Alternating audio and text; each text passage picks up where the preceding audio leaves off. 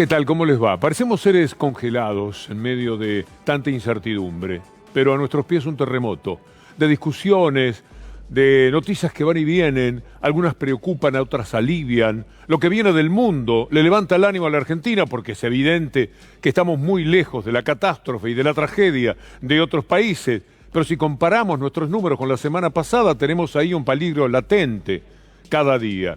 Entonces, damos vueltas sobre tantos y tantos temas y pensamos además en el futuro, en la salida. Discutimos si esta apertura, esta flexibilización que se ha realizado particularmente en la ciudad de Buenos Aires será conveniente, o si mañana cuando se reúnan tienen que decir volvemos todo para atrás y de nuevo la gente a sus casas porque se corren muchos riesgos con tantos números que nos están preocupando, angustiando, persiguiendo esas ideas que muchos han tenido de que hay que salir y que hay que cuidar la economía y todo aquello que nos ha estado conmoviendo durante este tiempo. Ayer, Máximo Kirchner, en un excelente discurso, sin ningún tipo de dudas, dijo todo esto compendiado de alguna manera.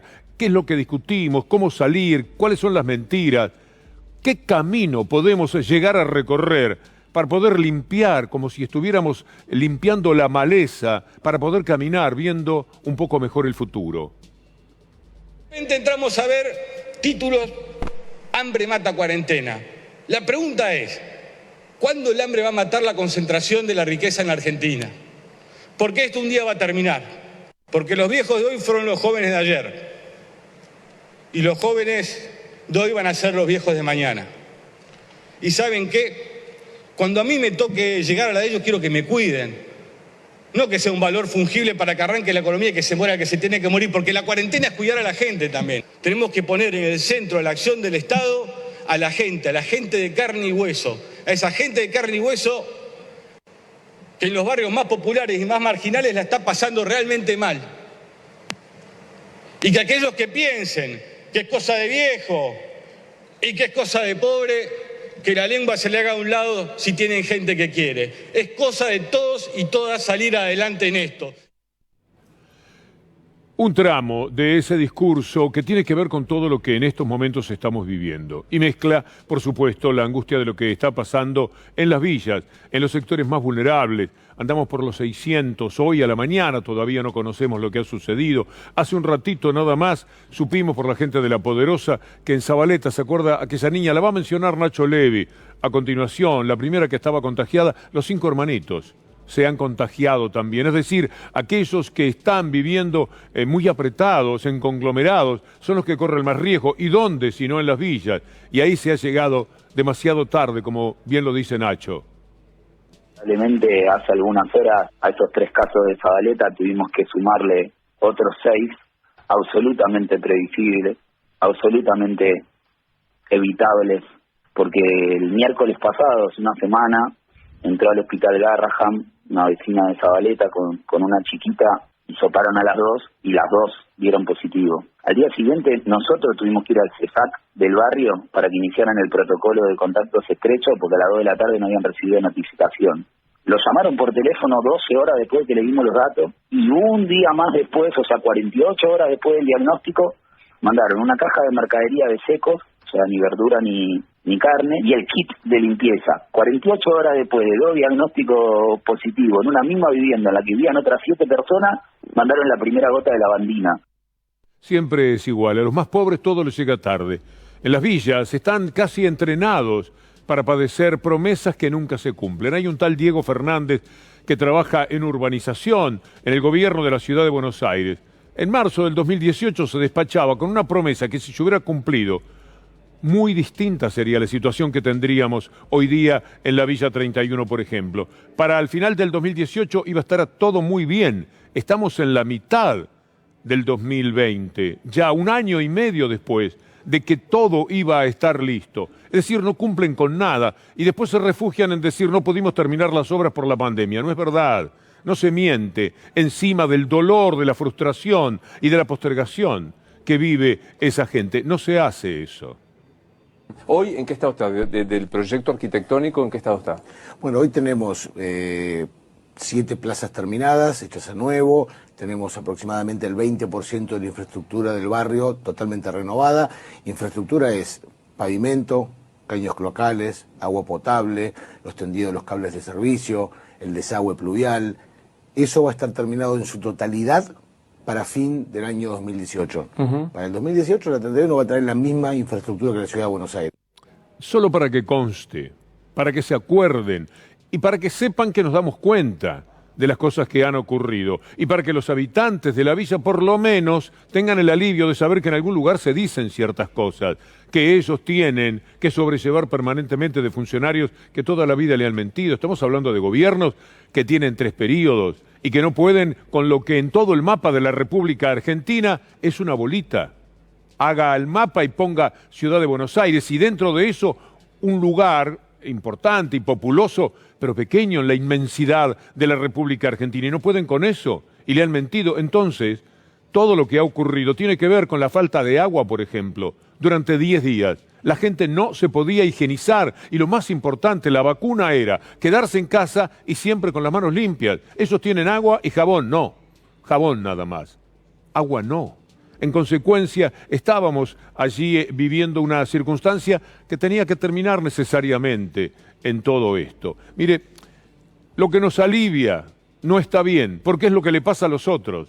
Lo de Chile es terrible. Cuando miramos nuestros números decimos, caramba, esto está creciendo, cuidado. Pero cuando vemos lo que sucede del otro lado de la cordillera, nos damos cuenta que la imprevisión que ha tenido ese gobierno nefastamente neoliberal, que casi siempre tienen que padecer los chilenos, ha hecho mucho daño. Camila Vallejo, tan conocida en América, al cabo de un día de 2.660 contagiados, dice, tenían que aparecer estos contagios, este número, para que se tomara la decisión que hace semanas venían pidiendo. Mire los números que en estos momentos tiene Chile, para que se pueda entender cómo es la situación en el país manejado por ese evidente inútil que se llama Piñera. Registró el récord de 22 muertos por coronavirus en un día, los contagios son más de 37.000, apuntan a 38, el total de fallecidos 368, pero como se ha dicho muchas veces en el diario, están mal contados, no llevan la realidad del conteo. Esta es la situación que se presenta en Chile. Pero mire por qué. Mire lo que sucedía hace un mes en Chile, cuando se podrían haber tomado las medidas que ahora se adoptaron. Hay que tener cuidado con esto. Nadie parece querer asumir los costos de la pandemia en Chile. Por el contrario, como es habitual en el neoliberalismo, hasta puede ser una buena oportunidad de negocio. Estamos denunciando las condiciones de habitabilidad, de seguridad, de salud de los trabajadores contratistas y que se están exponiendo a una situación de alto riesgo. Aquí hay una acción criminal de la industria minera. Tenemos casos de COVID-19, lo cual no nos deja irnos a la casa ni a los hospitales. Me voy a quedar aquí en la grúa, si es necesario, 2 o 3 días, haré huelga de hambre. Aunque el presidente en tiempos de catástrofe puede congelar precios, la especulación de mascarillas y alcohol gel saturan las redes, mientras los alimentos han subido su valor. Es necesario, en primer lugar, que un ministro sordo y ciego a la realidad renuncie. Es por eso que el Regional Valparaíso te pide a ti, ministro, que des un paso al costado y renuncie de la cartera de salud. ¿Sabe cuándo sucedía esto? El 24 de marzo. 24 de marzo. Chile, sus médicos, sus enfermeros, la gente de bien, los infectólogos, la gente que sabe, le decía al gobierno que tenía que tomar medidas importantes y preventivas. No lo hicieron. Siguieron en esa jauja del neoliberalismo. Nosotros vamos a cuidar la economía. ¿Qué economía van a cuidar? Han tenido que despedir a decenas de miles de personas, por no decir cientos de miles.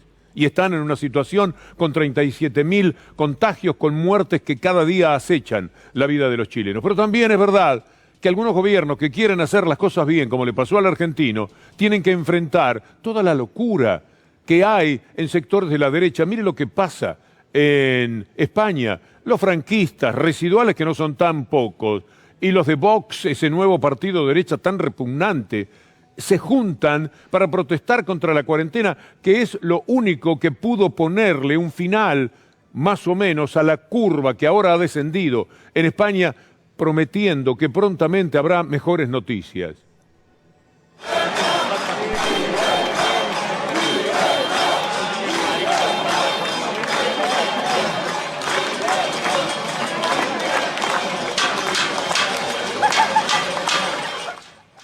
Estos son los caceroleros que en España salen, ahí le están golpeando un cartel que dice que hay que cuidarse y quedarse en su casa.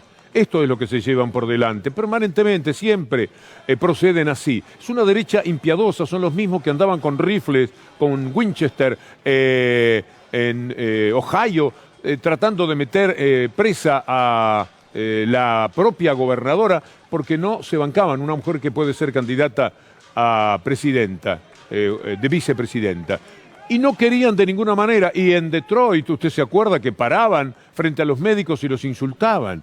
La derecha es impiadosa. Y acá tuvimos las cacerolas de los balcones siempre impulsados por nefastos sentimientos. Porque si usted tiene un poco de cabeza y un poco de criterio y piensa en los otros, si no quiere pensar en uno mismo, por lo menos en los demás, no puede actuar así. No es correcto. Vayamos a Brasil para que usted vea también el grado de locura. ¿Hay algo más? Ponelo, sí.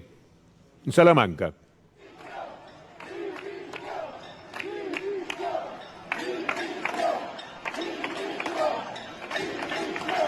Libertad, libertad están gritando, siempre igual. ¿Cómo se puede proceder de esta manera? Han muerto más de 30.000 españoles. Están controlando la situación gracias a la tremenda cuarentena que decretaron, con tardanza, porque podrían justificarse de que no se sabía, no se entendía realmente cómo venía la mano del coronavirus.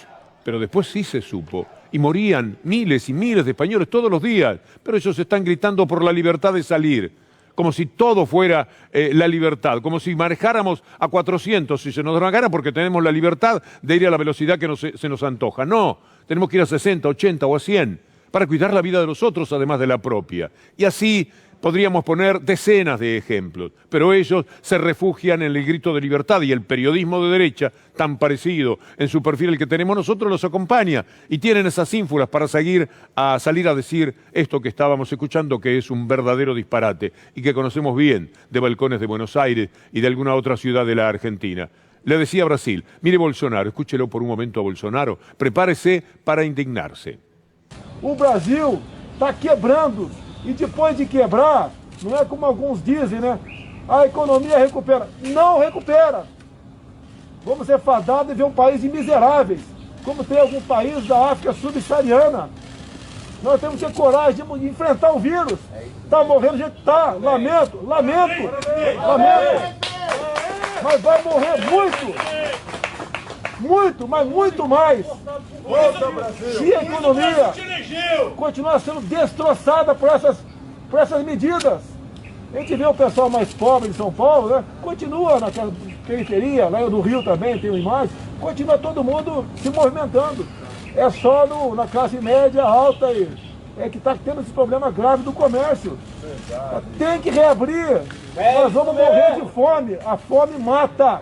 A fome mata.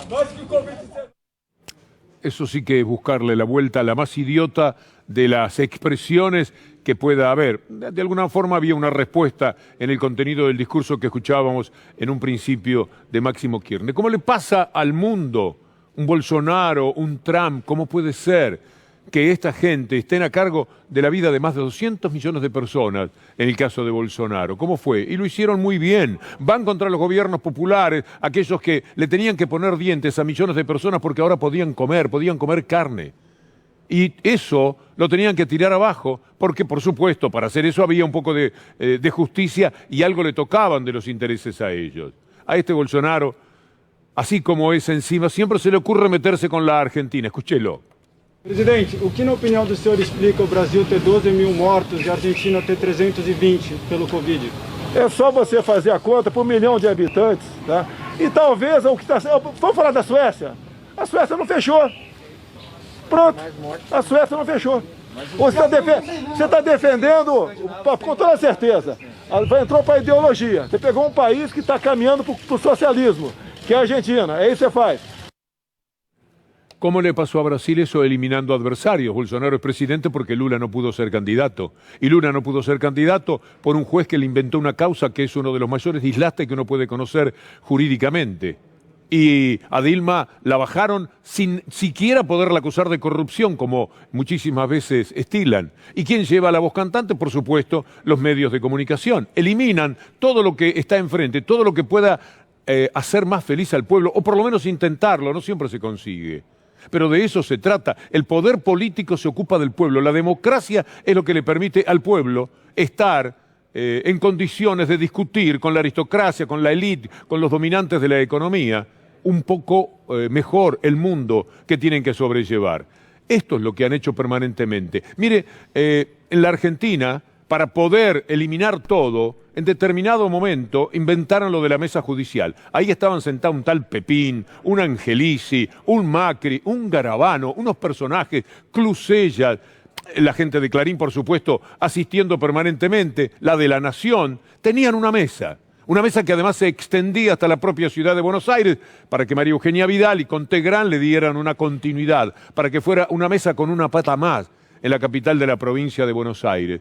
Y entonces, desde la nota de Mariano Martín con Ana María Figueroa, empezamos a tener pruebas, elementos de lo que siempre supimos, que había una mesa judicial que tenía como trabajo destinar a todos los adversarios la persecución y la cárcel, de ser posible la cárcel, y ya sabemos cuántos presos políticos hay. Hoy, en estas horas, habló Alejandra Gils Carbó también de lo que pasó con Ana María Figueroa.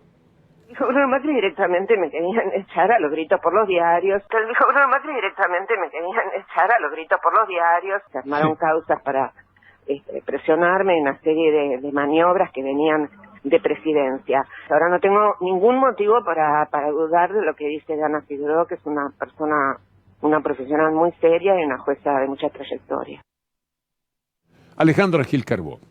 Esa era la procuradora de la Nación, una de las mujeres más extraordinarias que uno haya podido conocer. Claro, se le ocurrió hace unos cuantos años luchar contra el demonio de Clarín, denunciar todas las fantochadas que hacía Clarín en una época en la que además, por ejemplo, se hacía comprar por todas las AFJP acciones del diario para juntar 400 millones, 500 millones de dólares, cualquier cosa. Ella estaba enfrentada, lo pagó toda la vida. Si usted busca, hay una nota excelente del colega Lanata, cuando contaba lo que padecía Alejandra Gils Carbó con el diario Clarín, cómo la perseguían, le emitieron más de 10 causas inmediatamente. Toda la vida duró eso. Yo le voy a mostrar algo que francamente es increíble, pero lo voy a hacer después que usted vea este pequeño capítulo que tiene que ver con la historia nefasta de la justicia en la Argentina, en la película Tierra Arrasada, que dicho sea de paso, desde hoy usted puede ver en cine.ar. Estableceremos la oficina anticorrupción que encontramos desmantelada. Antes de cumplir una semana en el cargo, Macri se desentiende de la Constitución Nacional. Nombra por decreto a 2 nuevos jueces en la Corte Suprema. Y mediante maniobras ejecutadas desde el Ministerio de Justicia que conduce Germán Garabano, comienza una persecución sobre la procuradora Alejandra Gils Carbó. No vienen solo por mí. No basta atar de pies y manos a Gils Carbó, sacándole facultades.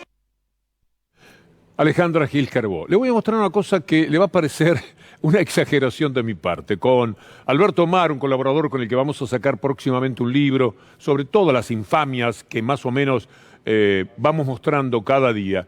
Pero hay un dato nuevo que no está en el libro y que quiero compartir con ustedes. ¿Sabe cuántas notas escribió Clarín desde que asumió Macri contra Alejandra Gils Carbó? 232 notas hasta que la echaron.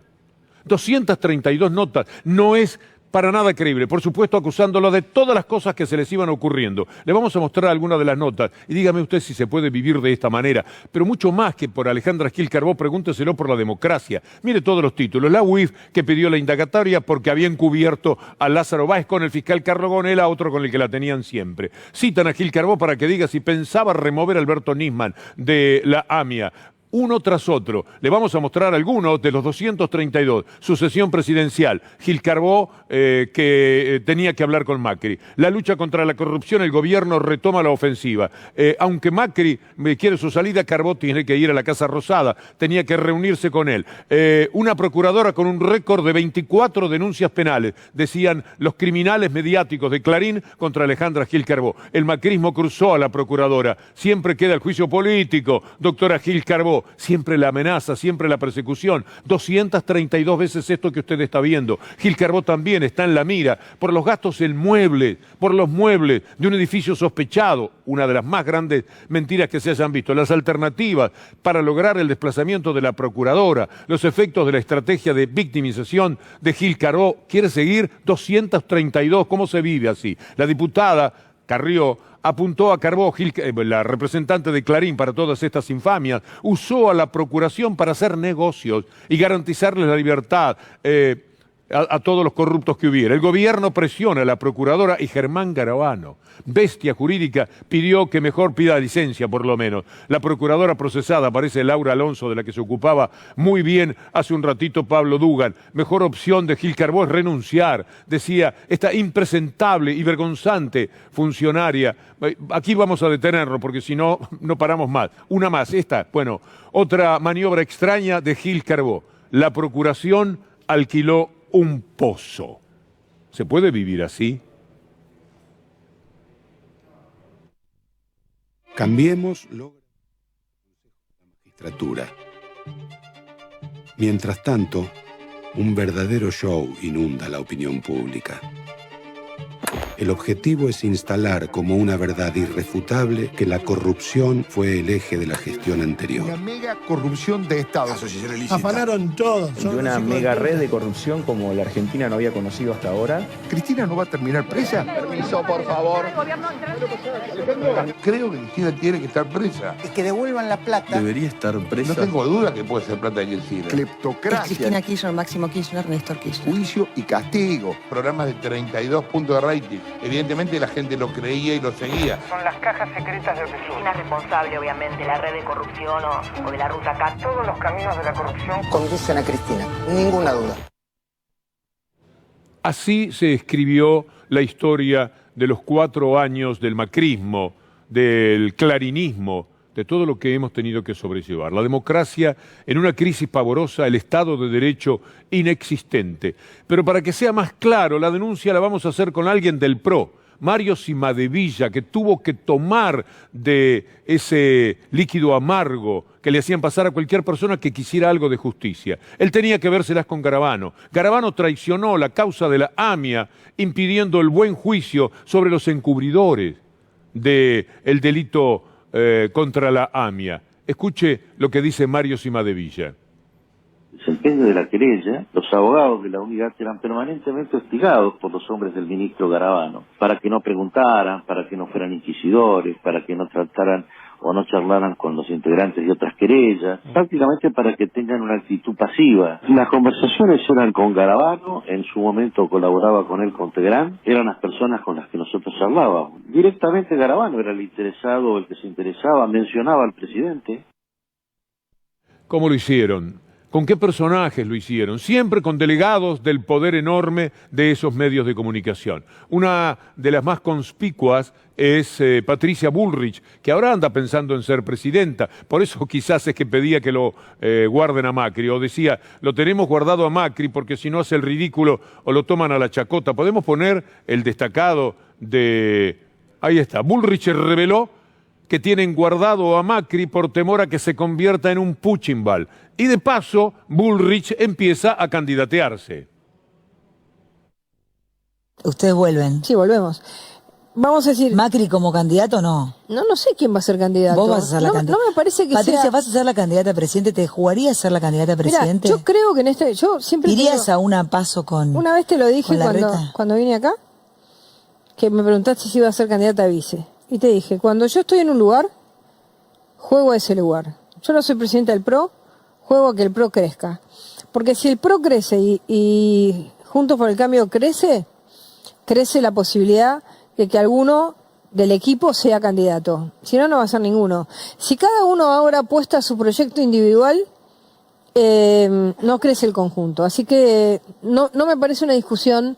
Pero ¿no presente. te parece alocado pensarte como candidata a presidenta? No me parece alocado. Política de toda la vida, o sea, no me parece alocado, por supuesto, pero...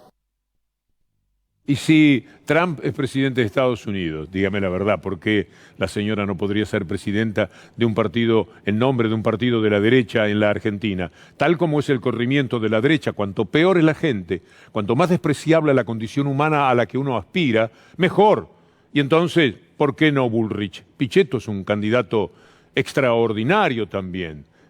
Hay muchos dentro del PRO, pero esos se destacan de una manera muy especial y ella dice, cuando le preguntan, un centrito, ¿te parecería raro que te consideren candidata a presidente? Y no, ¿y por qué? Y tiene razón, esa puede ser cualquiera de la derecha que se preste al juego de las corporaciones, al juego perverso de los medios de comunicación. Cualquiera que diga el impuesto a las grandes fortunas, no, de ninguna manera, eso no se puede tocar en nombre de que, bueno, de la libertad, digamos. No se puede quitarle privilegios a los que tienen enormes privilegios, eso no lo vamos a hacer. Es decir, gobernar para un establishment que como tiene las armas, porque es el depositario normal de ese poder, y el poder económico y los medios de comunicación, puede hacer lo que quiera y poner, qué sé yo, a Macri también de presidente. Me das por momento, estoy caliente por las mentiras que se dicen, por engañarle. Me calienta que se le siga queriendo mentir y engañar a los argentinos. Quiero decirles que estoy caliente, por si no lo notaron. Porque siempre me calentó la mentira. Va a crecer el empleo, va a mejorar el salario y va a haber alivio en el bolsillo y en el fin de mes. Se viene una etapa de desarrollo del empleo, de mejora del salario y con eso el alivio a fin de mes, el alivio en el bolsillo. Ahora viene el trabajo y viene el alivio en el bolsillo y el fin de mes. Ahora viene el crecimiento, viene el trabajo. Viene la mejora del salario, porque ahora viene el crecimiento, ahora viene el empleo, ahora viene la mejora del salario. Ahora viene el crecimiento, viene el empleo, la mejora del salario y el alivio a fin de mes. Ahora viene algo distinto, viene el crecimiento, viene el trabajo, viene la mejora del salario y el alivio a fin de mes y en el bolsillo. Ahora viene algo distinto. Ahora viene el crecimiento en la Argentina, viene el empleo, viene la mejora del salario, viene el alivio a fin de mes. ¿Cómo nos pasó Macri? Se lo debe preguntar usted en alguna ocasión. ¿Cómo fue posible? ¿Cómo es que este hombre se hizo cargo de nuestras vidas? Uno piensa que el presidente es un poco el padre de todos nosotros en la medida en que es la persona que nos tiene que cuidar. ¿A usted le parece que este personaje podía cuidar de alguien?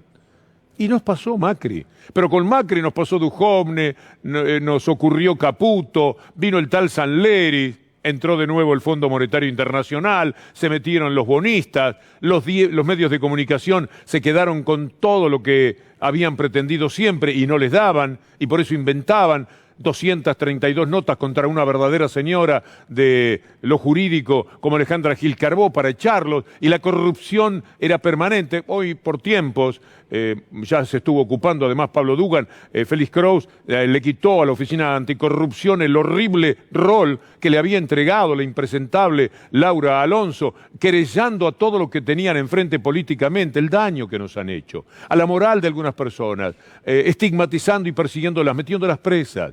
No se puede creer, no se puede entender que nosotros nos diéramos un Macri para nuestras vidas. Bueno, si nos dimos un Macri, algunos dirán, ¿por qué no una Bullrich? Carrió ahora está un poquito fuera de carrera, pero entre Bullrich, Pichetto y Carrió podríamos armar un personaje que sea todavía peor que este señor que estuvo a cargo de nosotros en la República Argentina y que muchas veces nos provoca alivio, porque de solo pensar qué sería de nosotros si en este momento estuviera Macri, si hubiera llegado el coronavirus en tiempos de Macri, ¿qué hubiera ocurrido con la República Argentina? Lo dejamos picando, nos reencontramos mañana, ahora Pablo Dugan, será un placer, si Dios quiere, estar aquí otra vez.